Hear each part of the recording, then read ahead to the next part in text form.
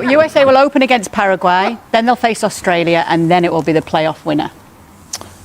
That's very doable. And they have played those teams, and it's a point that I think both Hercules and Casey made. They have played both of these teams in preparation. So when we were saying around those games, hey, these are the sort of teams that they're going to play in the World Cup, they're actually the teams that they're going to play in the World Cup. So there is knowledge, there is understanding, there is scouting. You've actually had experience playing against this team. To Shaka's point, that means that these other teams have also played against the United States, and they have knowledge, and they have know-how, and they have experience. So it goes both ways. Regardless, it's a very, I think, as compared to what it could have been, a very good group for the United States. Okay, let's get to what's looking like the group of death then. Group I, Norway, France, Senegal, and the winner of playoff 2. How feelings on that, Jules?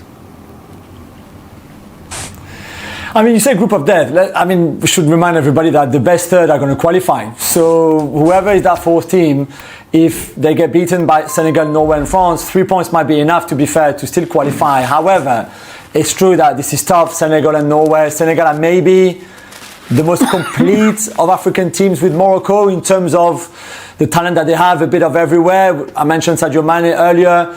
There's a few players who play in the Premier League that we see a lot of us who live here in England, like Ismail Assar, obviously, Pape Matar, Iliman Ndiaye at Everton. So there's a lot of experience there. Papicho is a very experienced, I think, head coach for this team, certainly what they're doing. So let's see what they do at AFCON later this month and in January, what kind of momentum they get and they gain towards the World Cup. But it's a special game because, as we've said earlier, the ties between the two countries. And then Norway, I think there's one way to see it, is Mbappé against Haaland, as we said earlier. It's going to be great. The physical challenge that Norway would present, this French team, would be very interesting to see how Deschamps deals with it. If he keeps the 4-2-3-1, if he goes with maybe a strengthened midfield with a third player there, it'd be very interesting. But obviously, this game is going to rely a lot on Mbappé and Haaland to win it for their team. If France, the order is going to be Senegal, then the playoff team, and then Norway last. Yeah, that's pretty good. I mean, but if you lose against Senegal the first game, you're in danger. So that goes for every team. But yeah, avoiding the Norway in the first game, especially the first game, and even the second game is a good thing. I mean, in '98 we played South Africa, and after Saudi Arabia, and then we played Denmark. That when you have the 6 points, it's much easier, and you can think, and maybe play the substitutes like Emi Jacquet did, and be ready for the last 16. So it's also tactically what you have to have in mind. But you have to win the first game. And against Senegal, the last time we did it, we lost 1-0. And I was there, and I remember that wasn't a very good souvenir, memory. Even if we were, 20 years after, even more, we are happy for Senegal because they are, again, like our brothers. Yeah, that's good to hear. We're getting the order that we're seeing. And for Group H, Louis, Spain will first face Cabo Verde, then Saudi Arabia, and then Uruguay. How do you feel about that? Actually, good. I think it's a good start. It's very important to start with a good result, to get confidence, to even start with a straight right of mind and focus on what is coming next. And then the two first games, I think that they are quite doable to be won, and then rest some of the players against probably one of the toughest that they will be probably fighting to also qualify.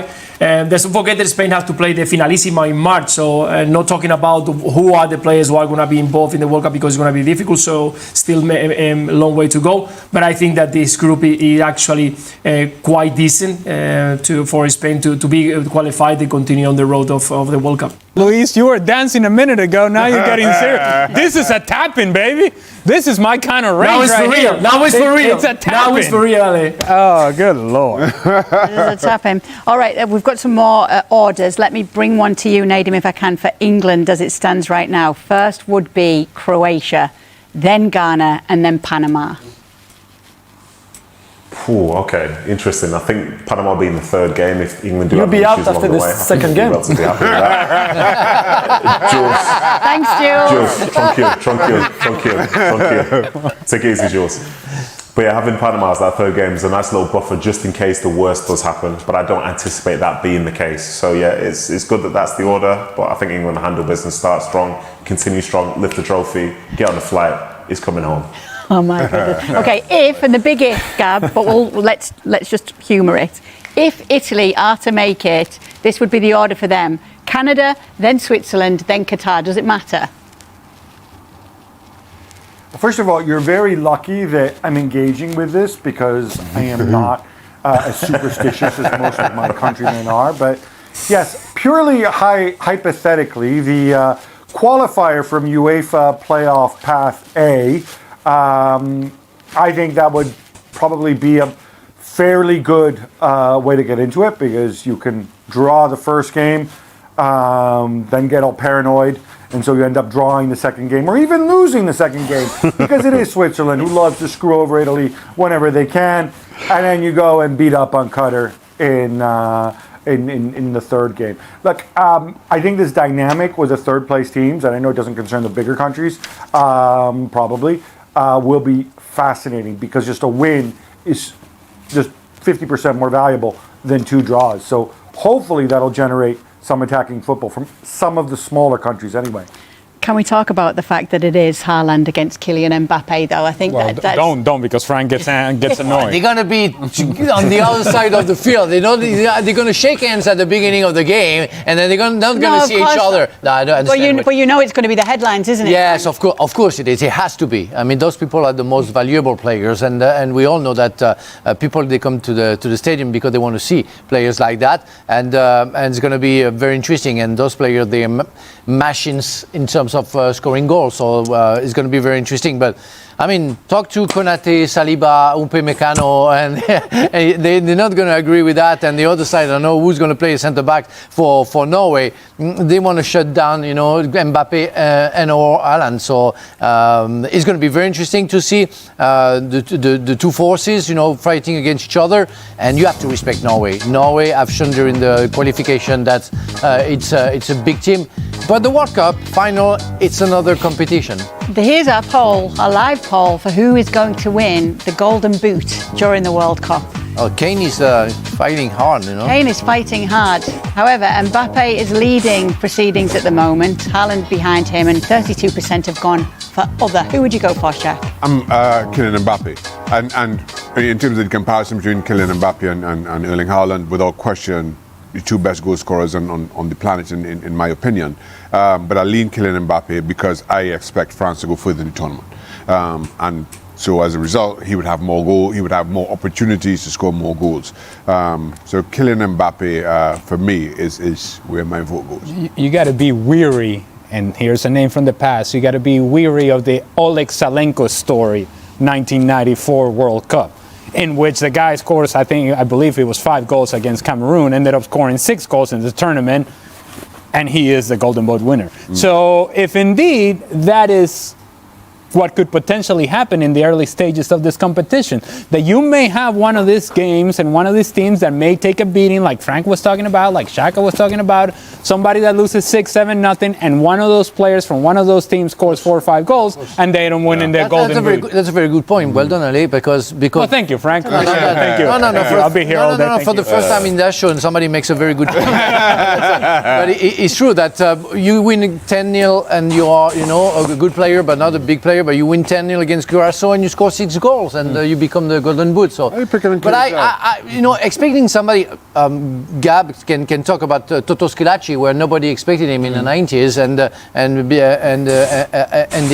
ending up being the Golden Boot for that World Cup. I think. You mean when Italy were good? Well, not good enough to not win in our own soil. That's it. It's okay. I only go there because Gab has gone there himself today. He's very annoyed with his national team. Because her husband is Italian. No, we won't go there. He's not even interested at all. Who's your Golden Boot winner, Luis? Lamine Yamal. Yes, I think he's got everything ability. No, I was thinking about it, Lamine Yamal, but I don't think that Lamine Yamal is one of those top scorers. He's more a threat. He's more a player who can create and assist more than he doesn't have that something that you need to have to be a top scorer. He can be, of course, because he's so much talented. But I think that right now, the way that we see every single weekend, Kylian Mbappé, if he continues with that confidence, I think he could be the main man.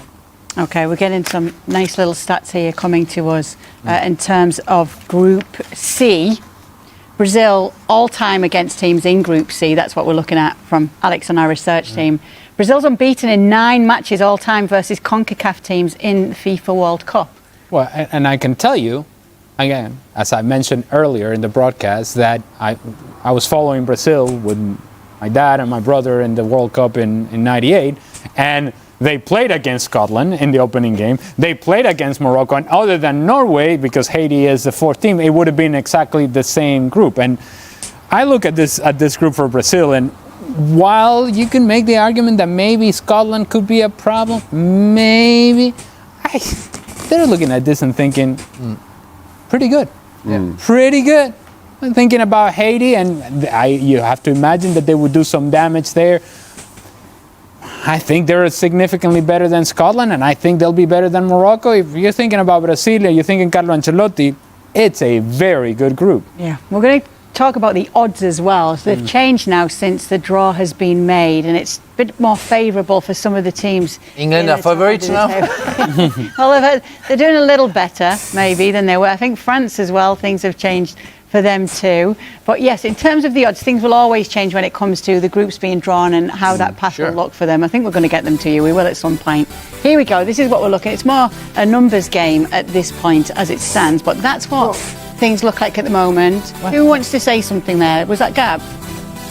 Yeah, sorry. Hey, all right, first of all, I'm happy that Italy are 30-1 because just remind everybody, Italy haven't qualified. UEFA playoff class A has qualified. Then they get drawn into this horrible group with France and Senegal, which I assume is going to be tough. And then their odds get even shorter. It gets even likelier. How does that work? I don't know. I don't make them. It comes from the same people. It comes from England, you know. That's a question for Dom, Gab. Percentages. They sound more like Shaka's power rankings. It's the algorithm. The algorithm, yes. We missed the power rankings this week as well. Why are you going back there? Oh, maybe we should have double duty next week, Shaka. On the power Let's keep it moving. Let's talk about Italy now. We can get to that. We actually have someone from England joining us now just to boost things up a little bit. Who's that? It's Mark Ogden. Oh, yes. Mark Ogden's ready. He's standing by. There he is. So cheery, so there for the big happy, event, so all dressed up. He's already at the airport. Mark, what's your reaction to England's Group L? Well, it's not an exciting group, is it, in terms of box office, but it's a group that England should get through. Croatia again, 2018, Euro 2020. I think they played Panama in 2018 as well, 1-6 past Panama. Ghana, Mohamed Kudus, it's, Thomas Partey. They're not the strongest teams. I think England will be happy with that group.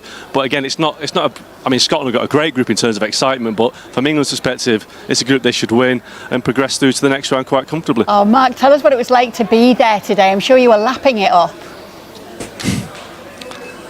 Oh, I loved every minute of it. It was fantastic. It was just kept looking at my watch. When's it going to finish? When's it going to start?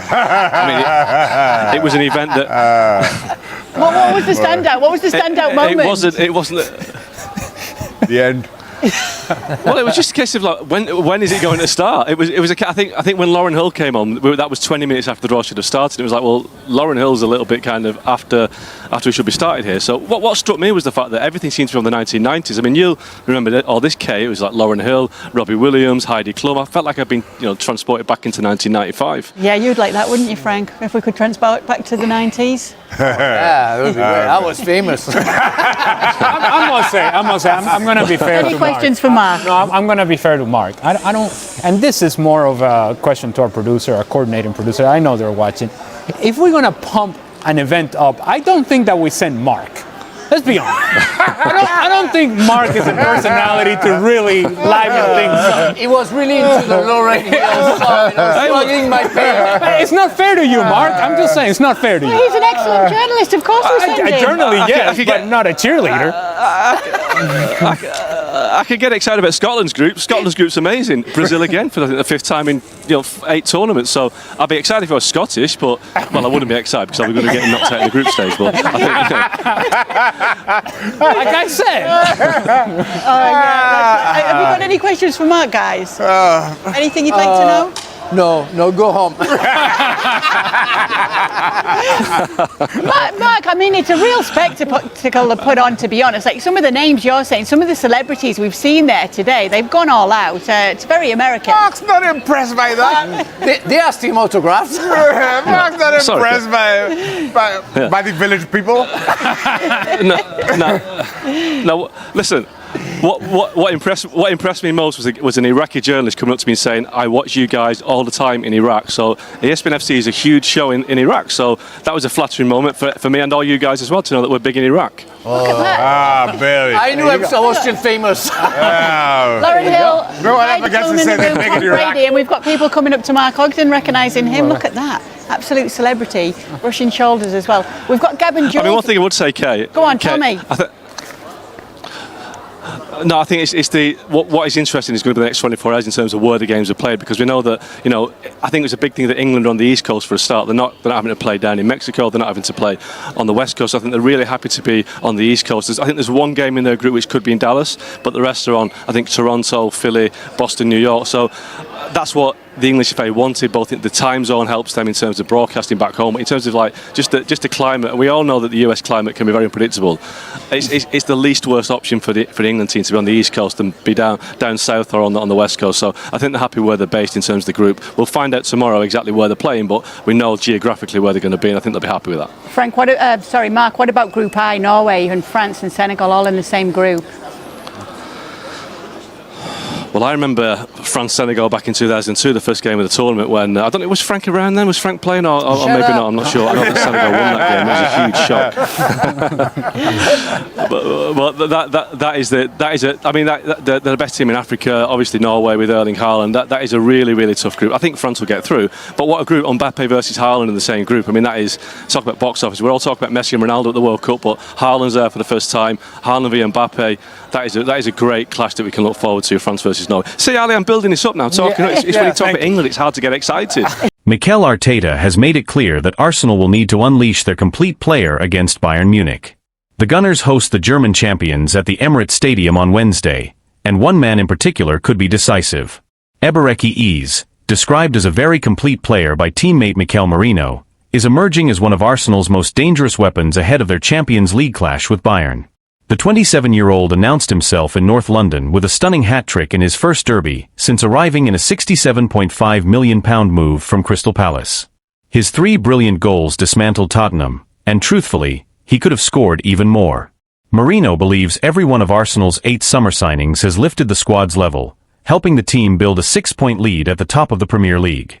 But Wednesday's matchup is different.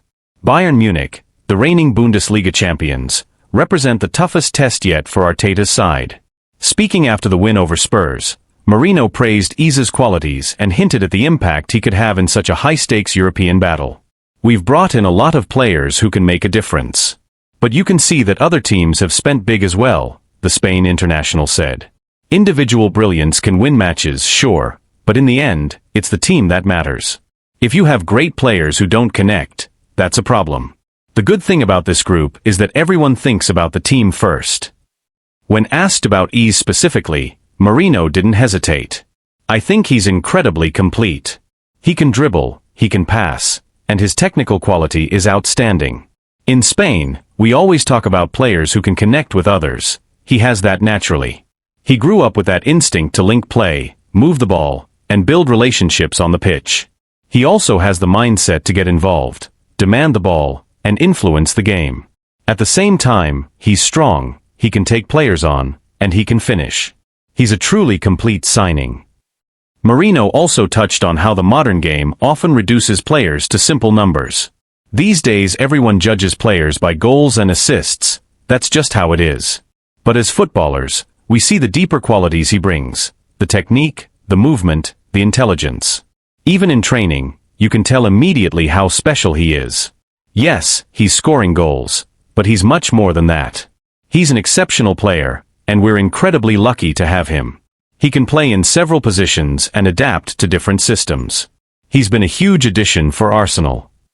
Beyond the technical qualities, Merino believes Eze's attitude, and the healthy competition within the squad, will be crucial in Arsenal's title push. You can hear the calm in Eberecki's voice and see it in the way he carries himself. He's confident, grounded, and every morning we sit together in the sauna at the training ground and talk about everything, he added with a smile. He's a great guy, already fully integrated, and we need players like him. Competition is fierce. There's so much quality in this squad. That's exactly what the manager wanted, as many top players as possible, all ready to play. It makes his decisions tough, choosing who starts and who doesn't, but it also pushes every one of us to give our best in every session. And that's why we're improving as a team. As Arsenal prepare for Bayern's arrival, Arteta is facing one of the most delicate balancing acts of the season. The squad is healthy, competition is fierce, and expectations have never been higher. But behind the scenes, there is a growing sense that Iza's versatility and calm presence may be essential against a Bayern side known for controlling the tempo in big European nights. Arteta himself has hinted at Iza's importance without naming him directly. After the Tottenham victory, the manager spoke about the need for players who can break pressure, dictate rhythm, and stay composed when the game becomes chaotic. Those inside the club believe those comments were aimed at Iza as much as anyone. The coaching staff has been particularly impressed by how quickly he has adapted to Arsenal's positional play structure, a system that demands far more tactical discipline than what he was used to at Crystal Palace. Analysts at the club point to his growing influence not only in the final third, but also in build-up phases, where his ability to glide past pressure could help Arsenal bypass Bayern's aggressive midfield line. There is also an awareness that Bayern's fullbacks tend to push high, leaving spaces between the lines. Iza's skill set, sharp turns, deceptive acceleration, and precise final balls, could be exactly what Arteta needs to exploit those gaps.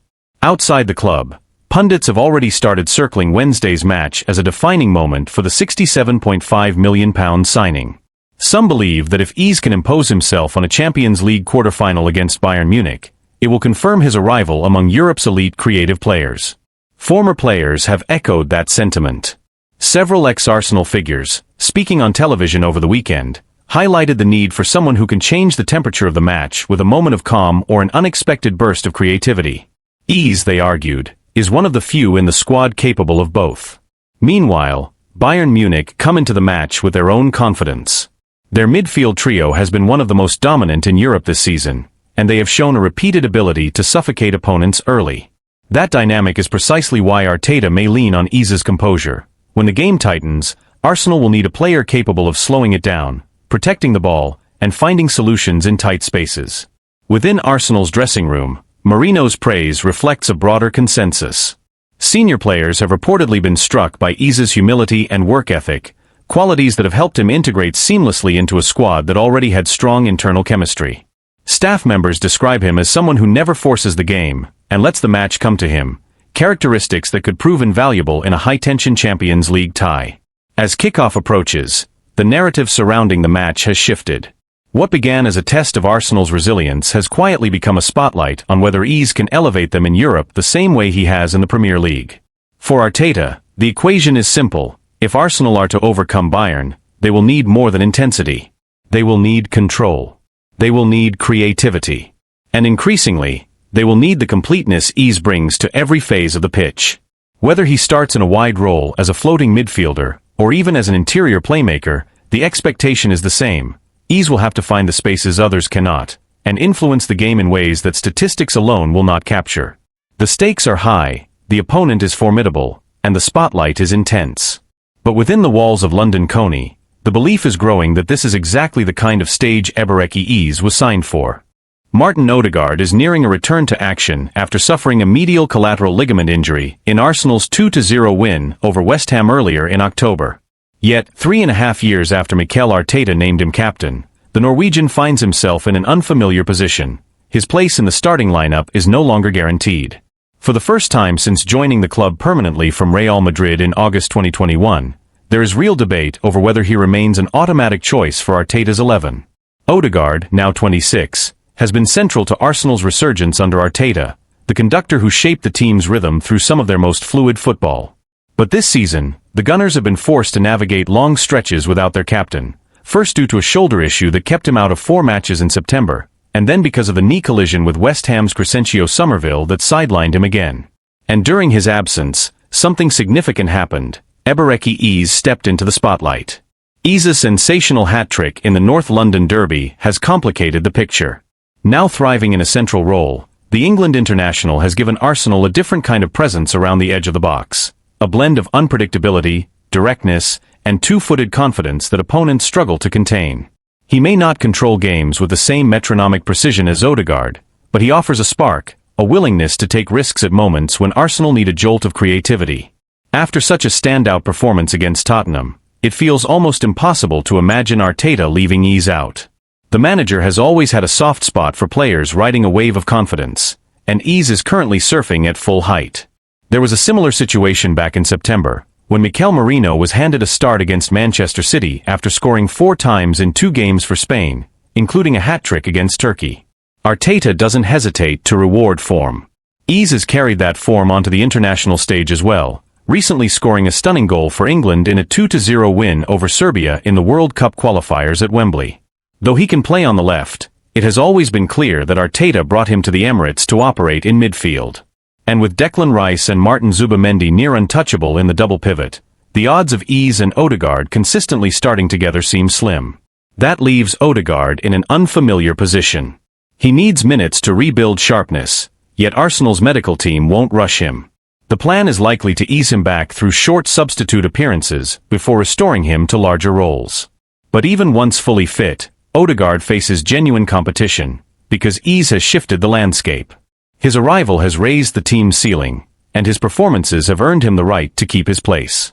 Before the dismantling of Tottenham, Ease had scored only twice for Arsenal, one against Port Vale in the Carabao Cup and another versus his former club Crystal Palace, a clever finish that sealed victory. Now, with 5 goals across all competitions, he sits just 1 behind Odegaard's total from last season, when the captain made 45 appearances. Odegaard's 2023-24 numbers were outstanding: 11 goals, 12 assists, influence written across every competition.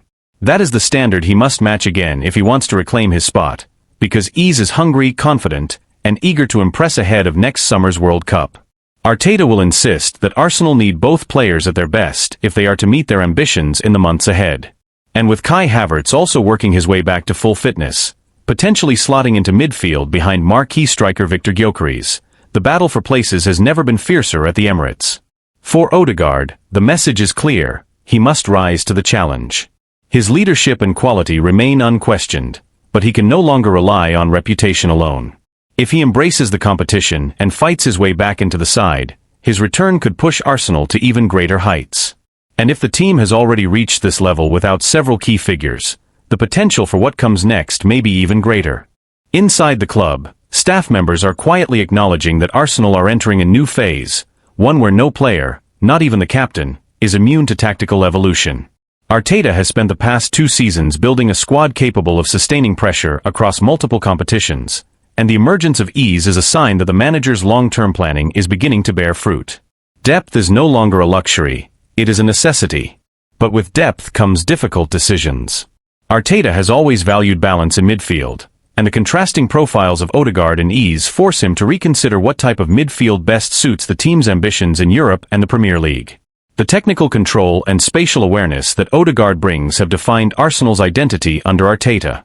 Conversely, Ease's dynamism, physical presence, and unpredictable touches give Arsenal a new dimension, especially against teams that sit deep or defend aggressively in central areas.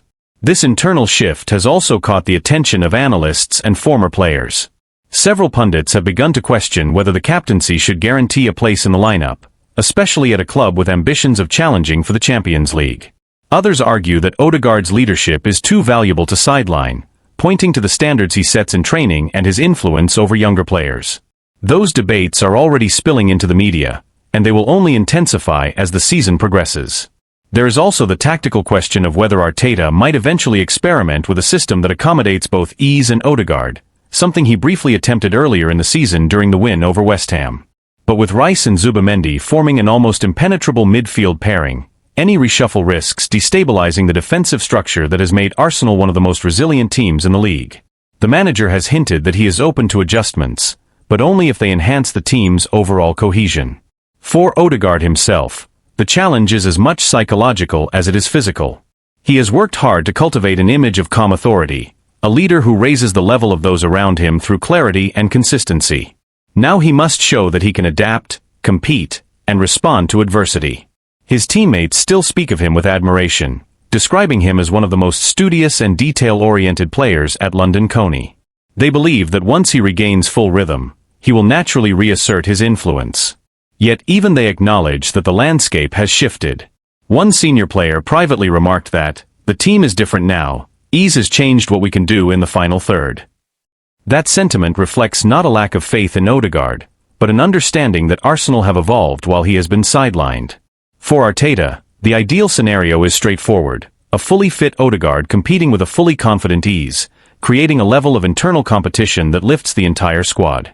The manager often speaks about the need for healthy tension among his players, pressure that keeps standards high without fracturing unity. The arrival of Victor Gyökeres, combined with the recovery of Havertz, only amplifies that dynamic. Arsenal's season will almost certainly hinge on these midfield decisions. With Champions League knockout matches approaching and the Premier League title race tightening, Arteta must decide not only who starts, but what kind of identity he wants his team to carry into the defining months of the campaign. The next few weeks will reveal whether Odegaard's return sparks a resurgence or a battle for relevance. If he manages to reclaim his place, it could serve as a reminder of why Arteta trusted him with the armband in the first place. If he struggles, it will underline how rapidly Arsenal are progressing, and how little room there is for sentiment at the highest level. Either way, the captain's response will shape not just his future, but the trajectory of a team that believes it is on the brink of something significant.